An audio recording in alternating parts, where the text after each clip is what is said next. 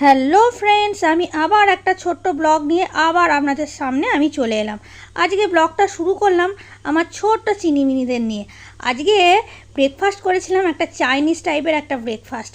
সেটা ছিল veg chow আর তার সাথে ছিল চিনি পনির।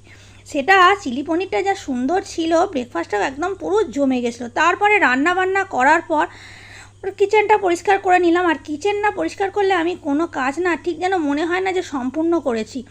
কিচেন পরিষ্কার করার পর চলে এলাম ছাদে। আর এত গরম, কদিন ধরে এত রোদ উঠেছে যে সকালবেলা মেলেছিলাম জামা কাপড়গুলো, যখন তুলছি না শুকনো খটখটে হয়ে গেছে। তারপরে আজকে লাঞ্চে করেছিলাম মুসুর ডাল, চিংড়ি মাছের ঝাল আর চিংড়ি মাছ দিয়ে চাল কুমড়োর তরকারি, আর ছিল শাক ভাজা। আর আমি যেটা ক্লে দিয়ে একটা ফটো ফ্রেম তৈরি করেছিলাম, সেটা দেখুন আমি কিচেনের একদিকের একটা দেয়ালে এটা লাগিয়ে দিয়েছি, খুব সুন্দর লাগছে। যাই হোক, এই ভিডিওটা এই পর্যন্তই। ভালো লাগলে একটু লাইক করবেন, কমেন্ট করবেন।